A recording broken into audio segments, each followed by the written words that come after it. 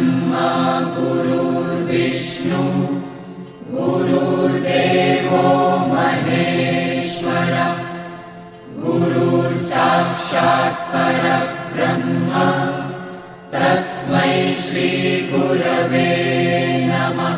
गुरुर्ब्रह्मा गुरुर्विष्णु गुरुर्देवो महेश्वर गुरुर्साक्षात् परब्रह्म तस्मै श्री गुरवे नमः।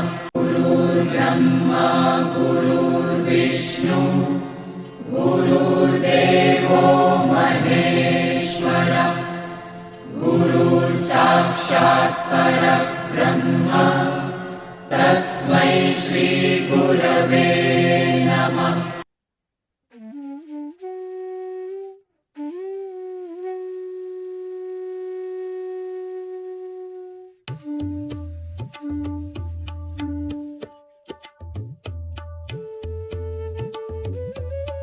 भगवद्गीता ज्ञानेश्वरीच्या आधारे सुरू असलेल्या ह्या प्रवचन मालिकेचे शीर्षक अध्यात्म यात्रा असे आहे। अध्यात्म यात्रेचे आजचे हे 122वे प्रवचन पुष्प आहे।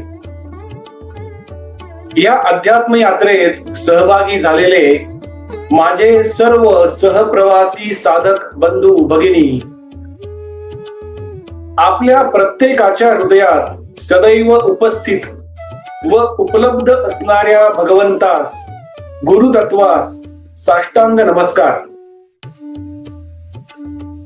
ही प्रवचन मालिका भगवान श्रीकृष्ण प्रभू श्री राम संत ज्ञानेश्वर माऊली व सद्गुरु श्री ब्रह्मचैतन्य गोंदवलेकर महाराजांच्या आधाराने आशीर्वादाने कृपेने इच्छेने व फक्त त्यांच्याच कर्तृत्वाने सुरू आहे।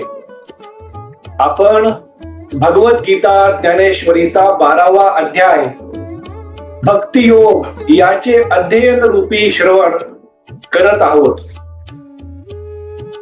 कालच्या 121व्या प्रवचन पुष्पात आपण भक्तियोगाचे जे 4 पर्याय आहेत त्यापैकी पहिले 2 पर्याय कोणते आहेत याचे अध्ययन रूपी श्रवण केले।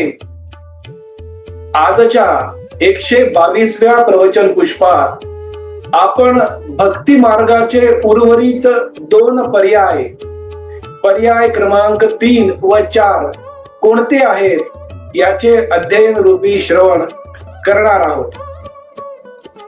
दररोज प्रमाणे आजच्या प्रवचन पुष्पाच्या शेवटी भगवान श्रीकृष्ण व संत ज्ञानेश्वर माऊली आजच्या अर्जुनासाठी कोणता संदेश कोणता विवेक विचार समोर ठेवणार आहेत हे देखील आपण ह्या प्रवचन पुष्पाच्या शेवटी समजून घेणार आहोत।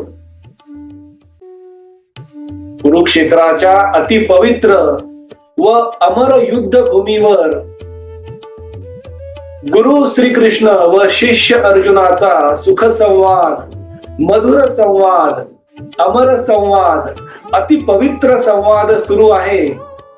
गुरु श्रीकृष्ण शिष्य अर्जुनाला विविध विषयावर मार्गदर्शन करून अंतर्बाह्य स्थिर शांत प्रसन्न करून त्याने त्याचे कर्म सर्वोत्तम प्रकारे करावे सर्वोत्कृष्ट प्रकारे करावे ह्यासाठी प्रोत्साहित करत आहेत प्रवृत्त करत आहेत। अर्जुन देखील आपल्या गुरूंच्या मार्गदर्शनाचे मनोभावे श्रवण करून हळूहळू टप्प्याटप्प्याने क्रमाक्रमाने आत्मज्ञानाच्या मंदिराची प्रत्येक पायरी चढत चढत स्थिर शांत व प्रसन्न होताना स्पष्ट जाणवत आहे। अर्जुनाची ही स्थिरता शांतता प्रसन्नता पाहून विवेकाचे महापर्वत असणारे गुरु श्रीकृष्ण प्रसन्नतेचे विनम्रतेचे सर्वोच्च दीपस्तंभ असणारे गुरु श्रीकृष्ण प्रेमाचे करुणेचे दयेचे आनंदाचे, समाधानाचे सर्वात खोल महासागर असणारे गुरु श्रीकृष्ण, आत्मज्ञानाचे सदैव अजरामरपणे तळपत असणारे ज्ञान सूर्य गुरु श्रीकृष्ण अति प्रसन्न होतात, अति आनंदी होतात व अर्जुनाशी पुढे संवाद साधण्यास सुरुवात करतात. गुरु श्रीकृष्ण अर्जुनाला म्हणतात, अर्जुना, आता थोड्याच वेळापूर्वी मी तुला भक्ती मार्गाचे पहिले 2 पर्याय आत्मसमर्पण योग व अभ्यास योग याचे श्रवण घडवले. आता मी तुला भक्ती मार्गाचे उर्वरित 2 पर्याय क्रमांक 3 कर्मानुसंधान योग व पर्याय क्रमांक 4 कर्म फल त्यागानुसंधान योग याचे श्रवण घडवणार आहे. ते देखील तू स्थिर व शांत चित्ताने समजून घे अर्जुना. अर्जुना, जे पहिले 2 पर्याय मी तुला सांगितले होते, आत्मसमर्पण योग व अभ्यास योग, हे 2 पर्याय काही मनुष्यासाठी थोडे कठीण वाटू शकतात. आत्मसमर्पण करणे आणि माझ्या नामस्मरणाचा अभ्यास करत करत भक्ती मार्गावर मार्गक्रमण करणे हे काही मनुष्यास कठीण वाटू शकते अर्जुना. मग त्या मनुष्याने त्याचे जीवन जसे चालले आहे तसे पुढे नेत राहावे, चालू ठेवत राहावे. ज्या देशात, ज्या समाज व्यवस्थेमध्ये, ज्या कुटुंबामध्ये आपण जन्मलो आहोत, त्या कुटुंबाचे, त्या समाज व्यवस्थेचे, त्या देशाचे, त्या मनुष्याने सर्व सिद्धांत, मार्गदर्शक तत्व, सर्व नियमांचे पालन करावे आणि त्याला जन्मापासून जे कर्म मिळाले आहे म्हणजे नियत कर्म, किंवा त्यांनी जे कर्म निवडलेले आहे म्हणजे स्वकर्म, नियत कर्म आणि स्वकर्म त्या मनुष्याने मनोभावे करत राहावे. त्याचे नियत कर्म व स्वकर्म करत असताना कर्म, वाणी, मन माझ्या चरणी अर्पण करावे आणि असे प्रत्येक क्षणी म्हणावे की माझ्या कर्माचा खरा कर्ता म्हणजे तो भगवंत, म्हणजे मी आहे. त्या मनुष्याने असे म्हणावे की देव खरा करता आहे आणि मी म्हणजे तो मनुष्य त्या भगवंताचे एक साधन आहे, एक माध्यम आहे, एक कठपुतली आहे. किंवा त्याने असे म्हणावे की योगाने एक निमित्त म्हणून या पृथ्वीवर मी उपस्थित आहे. खरा करता तो भगवंत, तो देव माझ्याकडून प्रत्येक कर्म करून घेत आहे. असे म्हटल्याने त्या मनुष्याच्या मनामध्ये अभिमान किंवा अहंकार कधीच निर्माण होणार नाही. आणि जे कर्म अभिमान रहित असते, अहंकार रहित असते, त्या कर्माच्या विशिष्ट परिणामांची म्हणजेच कर्मफळाची अपेक्षा तो मनुष्य कधीच करणार नाही. किंवा अमुक एक कर्मफळ मिळावे याचा आग्रह देखील तो मनुष्य कधीच करणार नाही. आणि त्यामुळे तो मनुष्य कधीच निराश होणार नाही. तो त्याचे कर्म करत राहील आणि प्रत्येक कर्म माझ्या चरणी अभिमान रहितपणाने, अहंकार रहित प्रमाणे अर्पण देखील करत राहील. याला मी कर्मानुसंधान योग हा भक्ती मार्गाचा 3रा पर्याय असे म्हणतो अर्जुना. अर्जुना, कर्मानुसंधान योग मी तुला 2 उदाहरणाद्वारे समजून सांगेन. अर्जुना, एखाद्या बागेमध्ये, बगीच्यामध्ये विविध प्रकारचे झाड, झुडूप आणि वृक्ष देखील असतात. त्या झाडांना, त्या झुडुपांना तिथे असणाऱ्या वृक्षांना, तिथला माळी रोज पाणी वाहत असतो, पाणी टाकत असतो, पाणी देत असतो. त्या झाडांची, झुडुपांची, त्याला लागणाऱ्या फळांची, फुलांची तो माळी अगदी आपल्या मुलाप्रमाणे काळजी घेत असतो. पण तो माळी कधीही असे म्हणत नाही की मी या बागेची काळजी घेतो तर सर्व फळ, सर्व फुले मला पाहिजेत, असे तो माळी कधीही म्हणत नाही. तो त्याचे कर्म करतो आणि त्याचे कर्मफळ म्हणजे त्या झाडांना लागणारे फळ, फुले, छाया हे तो इतरांना देत असतो. त्या माळ्याप्रमाणे कर्मानुसंधान योग जो मनुष्य करतो तो भक्ती मार्गाचा तिसरा पर्याय यावर मार्गक्रमण करत आहे असे तू समज अर्जुना. अर्जुना, मी तुला अजून एक उदाहरण देऊन समजून सांगतो. प्रत्येक रथाचा एक सारथी असतो. रथाचा सारथी ज्या ज्या ठिकाणी रथ न्यायचा आहे त्या ठिकाणी तो नेत असतो. कधी ह्या ठिकाणी, कधी त्या ठिकाणी, कधी जवळ तर कधी दूर.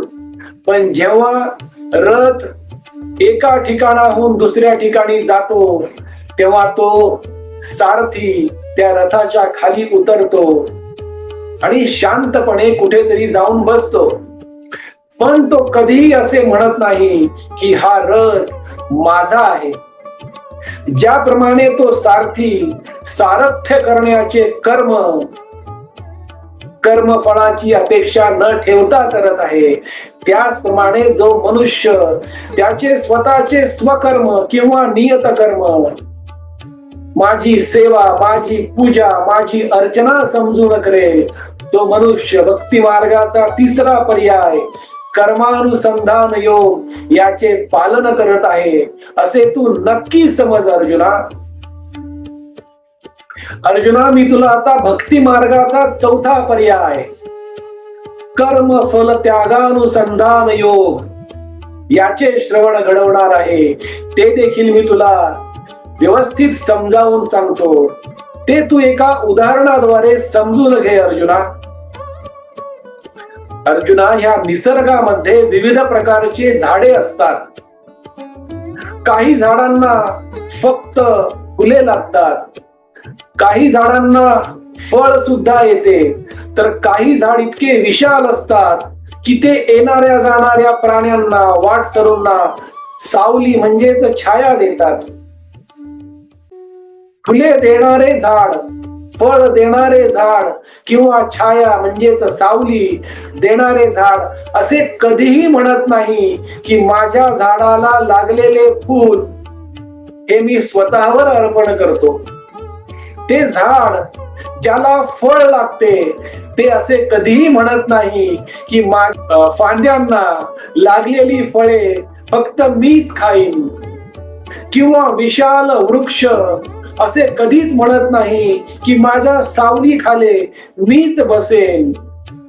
ज्याप्रमाणे झाड फळ देते, फूल देते, छाया देते, पण त्या छायेची, फळाची, फुलाची स्वतः अपेक्षा करत नाही किंवा त्याचा उपयोग करत नाही, त्याचप्रमाणे जो मनुष्य कर्म करतो पण कर्मफळ संपूर्णपणे त्याचा त्याग करतो, तो मनुष्य कर्मफल त्यागानुसंधान योग म्हणजेच भक्ती मार्गाचा चौथा पर्याय याचे पालन करत आहे असे तू नक्की समज अर्जुना. अर्जुना, कर्मफल त्यागानुसंधान योग यामध्ये मनुष्य कर्म तर करतो, कर्म सर्वोत्तम प्रकारे करतो, पण कर्म फळाचा संपूर्णपणे त्याग करतो. आलेले कर्मफळ म्हणजेच कर्मातून निर्माण होणारे विशिष्ट परिणाम तो मनुष्य भगवंताच्या चरणी म्हणजेच माझ्या चरणी अर्पण करतो अर्जुना. आणि तो मनुष्य जो कर्मफल त्यागानुसंधान योग या भक्ती मार्गाच्या चौथ्या पर्यायाचे पालन करत आहे, तो मनुष्य प्रत्येक क्षणी कर्म करत असताना माझे नित्य स्मरण करत असतो. असा हा मनुष्य इंद्रियांच्या विषयापासून देखील सदैव नकळतपणे दूर राहत असतो आणि त्यावर संपूर्ण संयम ठेवतो. अर्जुना, असा हा मनुष्य जो कर्म तर सर्वोत्तम प्रकारे करतो, पण कर्म फळाचा संपूर्णपणे त्याग करून माझ्या चरणी अर्पण करतो, तो मनुष्य भक्ती मार्गाचा चौथा पर्याय कर्म फल त्यागानुसंधान योग याचे पालन करत आहे, असे तू नक्की समज. अर्जुना,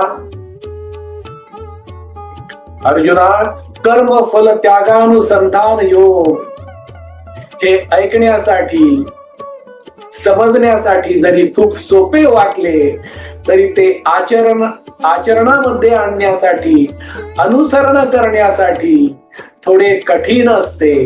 पण भक्ती मार्गाच्या 4 पर्यायापैकी सर्वात महत्वाचा आणि उत्तम मार्ग म्हणजे कर्मफल त्यागानुसंधान योग आहे. अर्जुना, आणि अर्जुना, तुला मी बऱ्याच वेळापासून जे मार्गदर्शन करत आहे त्यामध्ये देखील मी तुला हे सांगत आहे की तू तुझे कर्म सर्वोत्तम प्रकारे कर, पण कर्मफळाचा संपूर्णपणे त्याग तर करच, पण कर्तेपणाचाही त्याग कर. म्हणजे तू देखील भक्ती मार्गाचा हा चौथा पर्याय कर्मफल त्यागानुसंधान योग याचे आचरण कर, असे मी तुला नकळतपणे सांगत आलेलो आहे. अर्जुना, आजपर्यंत तू तुझे प्रत्येक कर्म माझ्याच चरणी अर्पण केलेला आहेस. कुरुक्षेत्राच्या या रणांगणावर युद्धाच्या पूर्वसंध्येला तुझ्या बुद्धीचे भावनांनी अपहरण केल्यामुळे तू थोडा दयनीय अवस्थेमध्ये गेला होतास. तू काही क्षणासाठी शोकात गेला होतास, दुःखात बुडाला होतास, पण तू हळूहळू त्या दयनीय अवस्थेतून, दुःखातून, शोकातून, तणावातून बाहेर पडताना स्पष्ट दिसत आहेस. अर्जुना, त्यामुळे उठ, उभा राहा. या रथामागे काय बसला आहेस?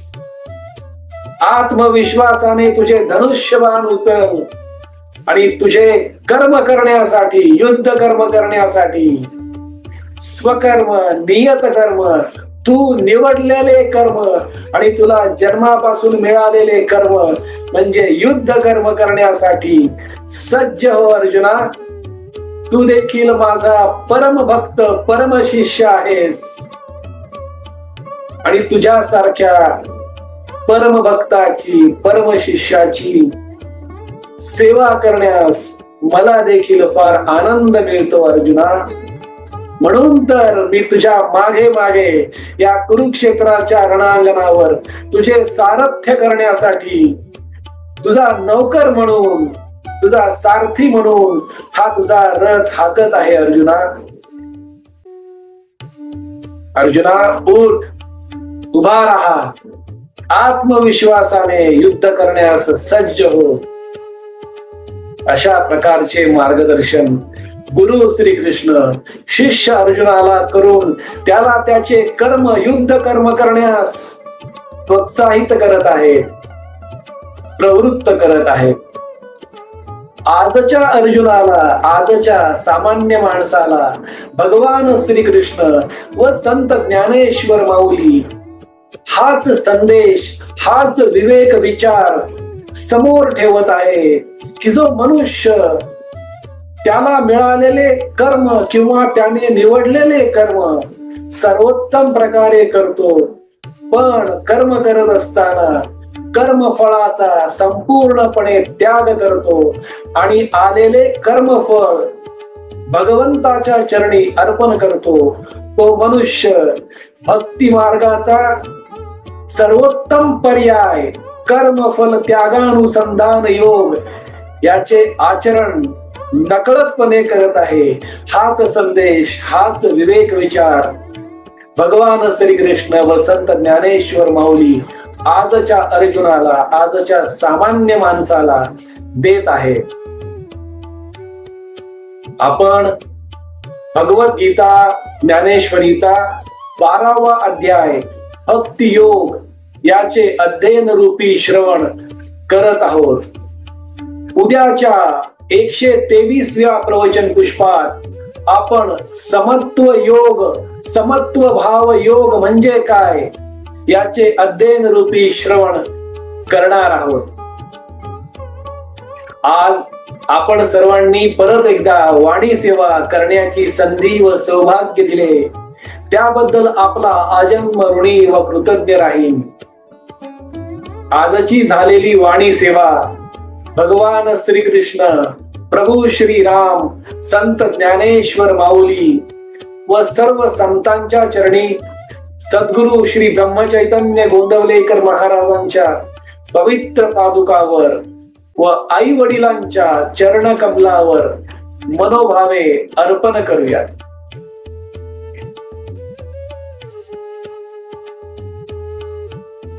हरे राम राम राम हरे हरे, हरे कृष्ण कृष्ण कृष्ण हरे हरे, हरे राम राम राम हरे हरे, हरे कृष्ण कृष्ण कृष्ण हरे हरे. सद्गुरुनाथ महाराज की जय.